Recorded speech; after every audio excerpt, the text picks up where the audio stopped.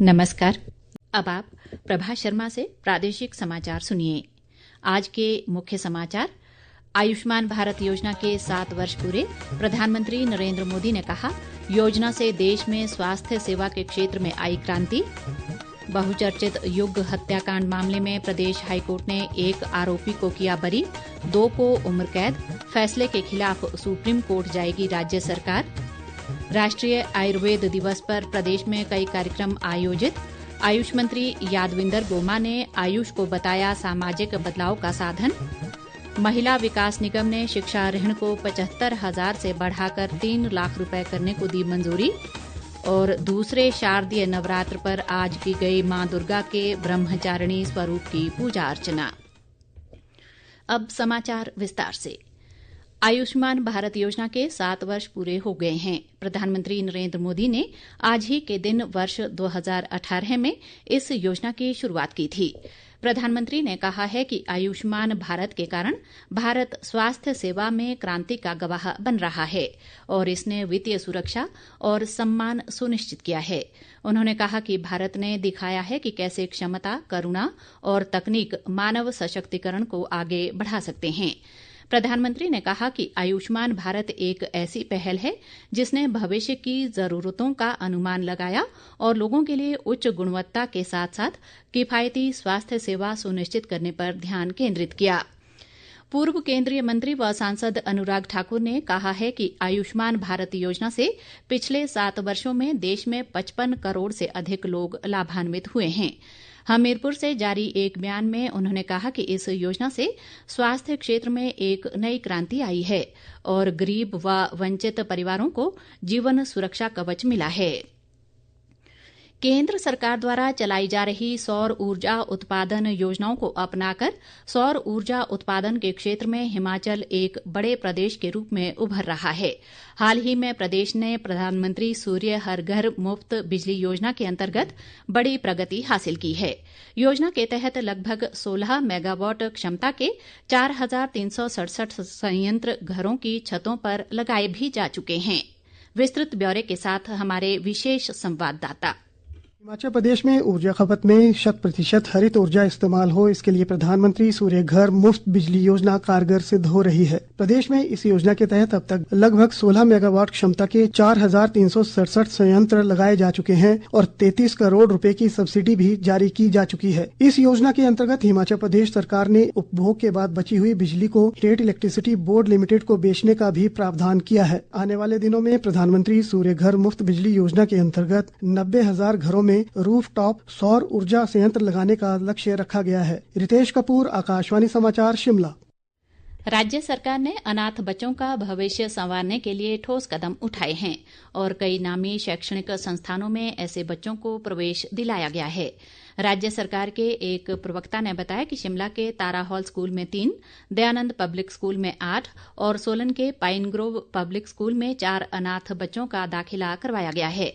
प्रवक्ता ने कहा कि अनाथ बच्चों को चिल्ड्रन ऑफ द स्टेट का दर्जा दिया गया है और उनकी देखभाल, सुरक्षा और शिक्षा की जिम्मेदारी 27 वर्ष की आयु तक राज्य सरकार वहन करेगी। प्रदेश उच्च न्यायालय ने शिमला के बहुचर्चित युग हत्याकांड मामले में दोषियों को जिला व सत्र न्यायालय द्वारा दी गई फांसी की सजा को उम्र कैद में बदलने का आदेश दिया है। मामले की सुनवाई करते हुए आज उच्च न्यायालय की विशेष खंडपीठ ने एक आरोपी तजेंद्र पाल को बरी कर दिया है, जबकि 2 अन्य दोषियों चंद्र शर्मा व विक्रांत बख्शी को उम्र कैद की सजा सुनाई है। अतिरिक्त महाधिवक्ता जितेंद्र शर्मा ने कहा कि राज्य सरकार इस फैसले के खिलाफ सुप्रीम कोर्ट में जाएगी। आज जो जजमेंट जो कोर्ट में आई है उसमें तजिंदर पाल को जो है वो बरी कर दिया। दोनों के डेथ सेंटेंस जो है मॉडिफाई करके जो है उसमें जो है उनको जो है वो लाइफ इम्प्रिजनमेंट में चंद्र और विक्रांत को लाइफ इम्प्रिजनमेंट दे दी गई है। स्टेट हालांकि इस फैसले से बिल्कुल भी खुश नहीं है और इसकी अपील डेफिनेटली जो है सरकार जो है वो सुप्रीम कोर्ट में करेगी।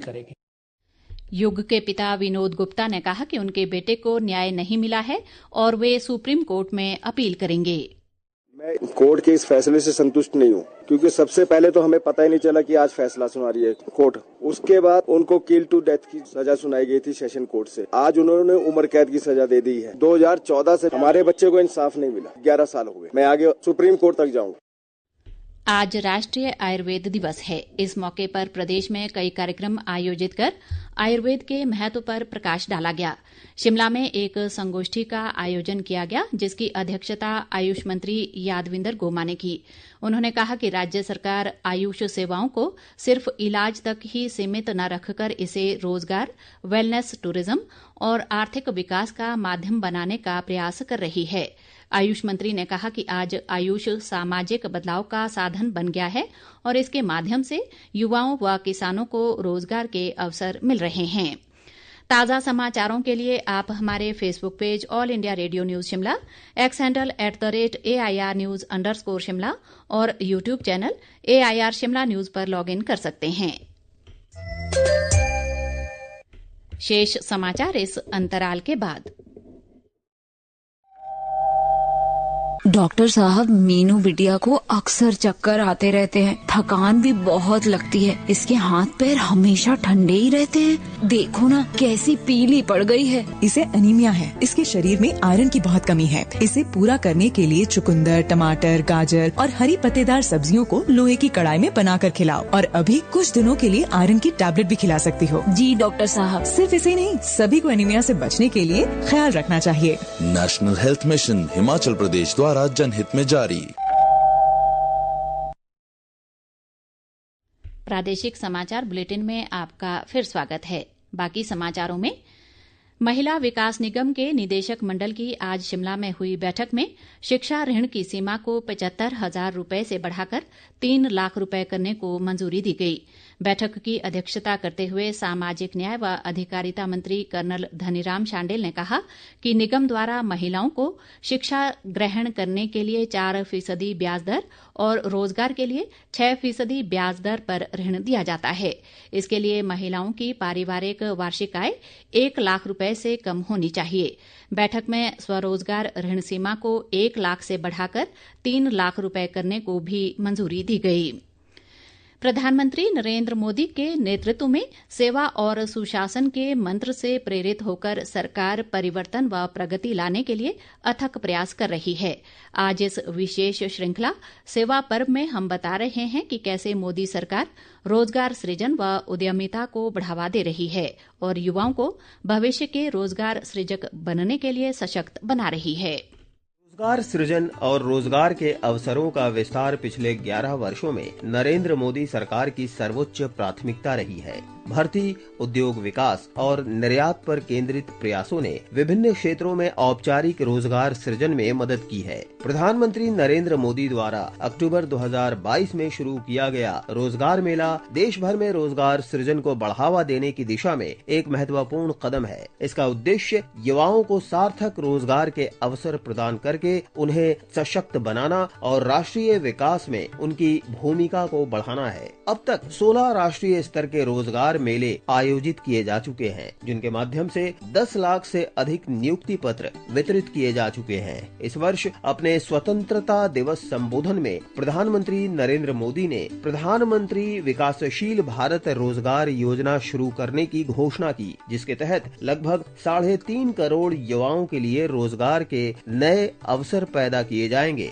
प्रधानमंत्री विकसित भारत रोजगार योजना आज ही 15 अगस्त को लागू हो रही है। ये आपके लिए बहुत खुशखबरी है। इस योजना के तहत निजी क्षेत्र में पहली नौकरी पाने वाले नौजवान को बेटे बेटी को 15,000 रुपया सरकार की तरफ से दिए जाएंगे। कंपनियों को भी नए रोजगार देने के अवसर जो भी ज्यादा जुटाएगा उनको भी प्रोत्साहन राशि दी जाएगी। दूसरी ओर स्टार्टअप इंडिया पहल ने देश में एक जीवंत उद्यमशीलता पारिस्थितिकी तंत्र को आकार देने में महत्वपूर्ण भूमिका निभाई है। 2016 में शुरू की गई इस पहल ने 1,60,000 से ज्यादा मान्यता प्राप्त स्टार्टअप्स को सहायता प्रदान की है और 17,60,000 से ज्यादा रोजगार सृजित किए हैं। अप्रैल 2015 में शुरू की गई प्रधानमंत्री मुद्रा योजना लाखों छोटे उद्यमियों को आसान ऋण प्रदान करती है। मुद्रा योजना के तहत अब तक लगभग 33 लाख करोड़ रुपए के 52 करोड़ से ज्यादा ऋण स्वीकृत किए जा चुके हैं। प्रधानमंत्री नरेंद्र मोदी के जन्मदिवस के उपलक्ष्य में मनाए जा रहे सेवा पखवाड़े के तहत भाजपा द्वारा अनेक कार्यक्रमों का आयोजन किया जा रहा है। शिमला नगर निगम क्षेत्र में भी स्वच्छता व पौधरोपण कार्यक्रम चलाए जा रहे हैं। आकाशवाणी से बातचीत में पार्षदों ने बताया कि ये कार्यक्रम 2 अक्टूबर तक जारी रहेंगे। रचना शर्मा, वार्ड नंबर 27 कसुम्पटी से पार्षद हूँ। स्वच्छता ही सेवा पखवाड़ा का जो एक कार्यक्रम चला है वो मेरे वार्ड में भी जो है वो हम उस कार्यक्रम को चला रहे हैं और यह जो कार्यक्रम है वो 2 अक्टूबर तक चलेगा। गली है, मोहल्ले है और जो पार्क है उनकी जो अभी तक जो है सफाइयां कर चुके हैं। साथ ही जगह जगह पर हमने जो है पेड़ भी लगाए हैं जिससे कि जो है हमारा पर्यावरण संरक्षित रहे। मेरा नाम कमलेश मेहता है, मैं पार्षद हूँ अपर ढली से। स्वच्छता ही सेवा पखवाड़ा का कार्यक्रम चला है। इसमें कार्यक्रम के तहत हम भी अपने वार्ड में तरह तरह के सफाई अभियान करते हैं, जिसमें कि नालियों की सफाई करना है, जो गंदगी फैली है, जो कूड़ा फैला उनको उठाना है। ये सारे अभियान हम म्युनिसिपल कॉर्पोरेशन में कर चुके हैं। इसी कार्यक्रम के तहत पेड़ लगाना भी है जिससे कि हम एक स्वच्छ वातावरण पैदा कर सके। प्रदेश में इन दिनों शारदीय नवरात्रों की धूम है। राज्य के सभी शक्तिपीठों सहित अन्य मंदिरों में आज नवरात्र के दूसरे दिन मां दुर्गा के ब्रह्मचारिणी स्वरूप की पूजा अर्चना की गई।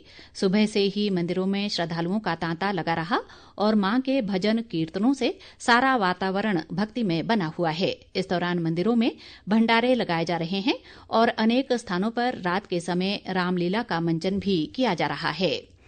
अंत में मुख्य समाचार एक बार फिर। आयुष्मान भारत योजना के 7 वर्ष पूरे।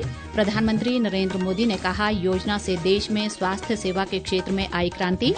बहुचर्चित युग हत्याकांड मामले में प्रदेश हाईकोर्ट ने 1 आरोपी को किया बरी, 2 को उम्र कैद।